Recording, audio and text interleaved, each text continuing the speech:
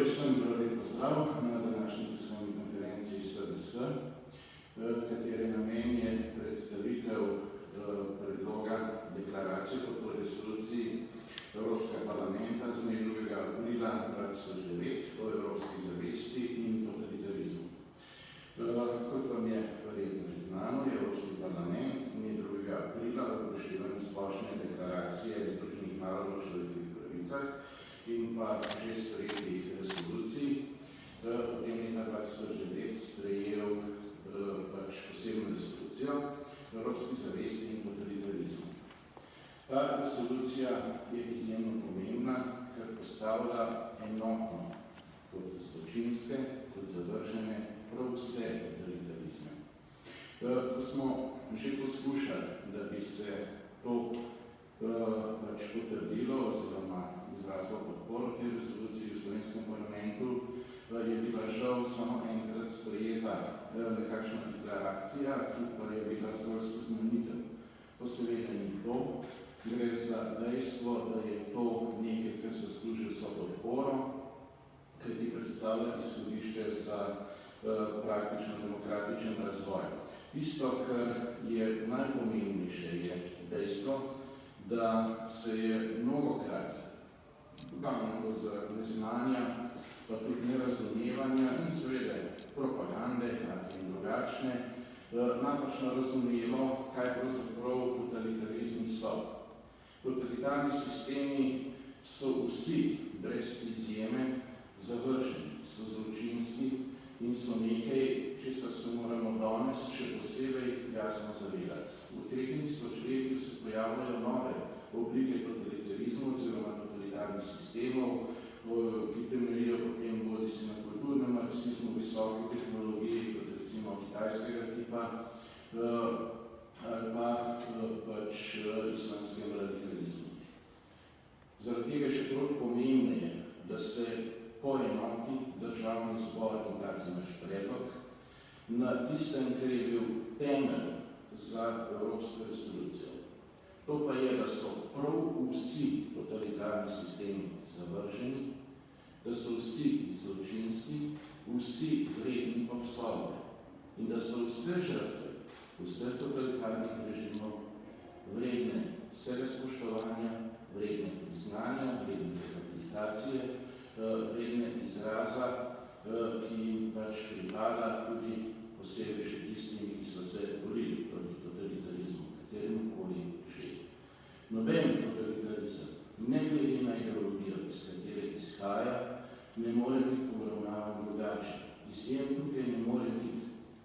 Glede, mnogokrat se je delalo napako v preteklosti, pa so taki ali drugačni bili, tudi mogoče nekateri dobro namerni, ki jih je zanesla propaganda, ki so bili izpostavljeni. Mislim, da se enega od totalitarnih sistemov lahko opračuje, da se ga lahko tolerira ali pa se ga celo glorificira, zato ker je imel neke dobre ideje, je temeljil na dobrih namenih. Žal temu ni tako. Pot pekel je tlakovano s dobrimi nameni, to je uvoditen star pregovor, ki seveda, ko gre za totalitarizem, velja še toliko bolj. Noben totalitarizem, pa ne glede na ideologijo, na kateri temelji, ne more biti toleriran. Proti zlu se je treba boriti. Zlo je treba zavrniti in treba je zavrniti v celoti. Evropski parlament je svojo resolucijo utemeljil na Vilniški deklaraciji in pa na zgodbi iz začetka druge svetovne vojne, ki je potem posvetil tudi poseben praznik, ki smo ga praznovali prav v tem dne, torej 23. avgust, dan spomina na vse žrtve totalitarizma oziroma totalitarnih režimov.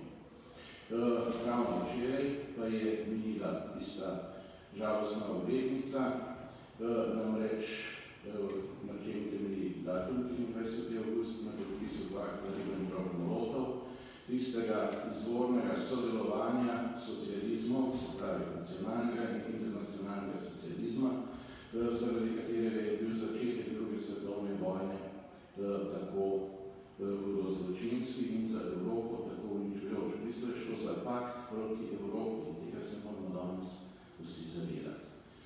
In tega kasneje se je ta Pavčijev dejanji v napadu na Poljsko, s katero se je začela druga svetovna vojna, in nekaj dni zatem je potem z druge strani v Poljsko vdrla še rdeča armada, se pravi socialisti drugega tipa, in zaradi tega je Poljska tudi tako hitro padla na začetku druge svetovne vojne. To sodelovanje socializmov je glasilo Socialistične internacionale takrat še posebej glorificiralo in je zapisalo, da to je dokaz, kako lahko vsi socializmi čudovito sodelujejo med seboj in prinašajo zmagoslavje socializmu kot takim. Se pravi, ali je nacionalni ali internacionalni socializem, to sta samo dva obraza enega in istega zla. V resnici sta utemeljena na isti ideologiji, ideologija Karla Marxa, in ta je v resnici prvi, ki je zapisal, da morajo nekateri narodi izginiti v holokaustu. Se pravi, kot rasist. Če ti deliš narode na bolj razvite, manj razvite, potem si pač rasist. In v bistvu je Hitler bil bolj dosleden sledilec nauku Karla Marxa kot pa Stalin, ki se je potem predvsem povrnil na drugo stran. Oba sistema sta zločinska in derivat pač nacionalnega socializma, se pravi fašizem, je enako zločinski. Tudi ta je vreden obsodba, tako kot prav vsak totalitarizem. Ne glede na to, kako ga danes, ki imenujejo, ko se ponujajo spet nove oblike totalitarizmu, recimo pod izrazom volk v ZDA ali pa še kje druge. Zaradi vsega tega je pač sprejem take deklaracije tako pomemben. In tisto, kar mi predlagamo, je, da se za vse uporabi enako merilo in da sprejmemo posebno deklaracijo o podpori resolucije Evropskega parlamenta z dne 2. aprila 2009 Evropski zavesti in totalitarizmu v naslednjem besedilu. Na podlagi poziva v resoluciji Evropske zavesti in totalitarizmu, ki je 2. aprila 2009 sprejel Evropski parlament, Državni zbor Republike Slovenije izraža podporo resoluciji Evropskega parlamenta z dne 2. aprila 2009 Evropske zavesti in totalitarizmu.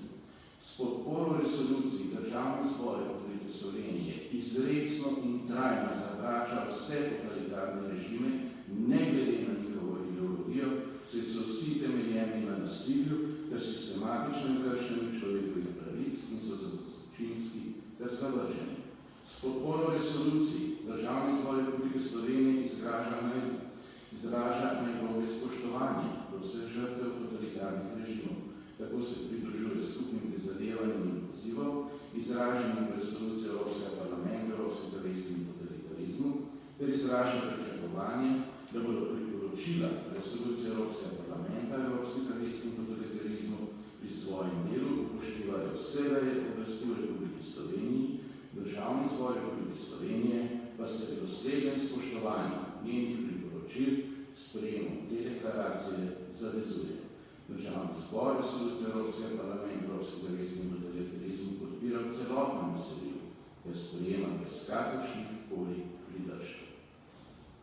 Tako besedilo, sprejem kakega besedila pomeni, da bo vsakega sprejemila na konec, da se bomo v Sloveniji končno poenotili o tem, da je totalitarni sistem, pa na katerikoli ideologiji že utemeljen, zločinski, zavržen in pač vreden vsega zaničevanja. Njegove žrtve, vreden znanja in vsega tistega, kar zahteva pieteta in seveda spoštovanje ljudi med seboj, spoštovanje človekovih pravic. S tem sporočilom bi ta uvodni del zaključil in vprašam, če je kakšno vprašanje. Jaz sem vprašanja na temu totalitarnih režimov. Danes dopoldne so opozicijske stranke oziroma napovedala, da bodo že tretjič vložile predlog resolucije o razglasitvi izrednih podnebnih in okoljskih sprememb v Sloveniji. Mogoče kakšen je vaš komentar na to oziroma kakšne stališče stranke SDS? Mešati podnebne spremembe in pa totalitarni sistem pač je nekoliko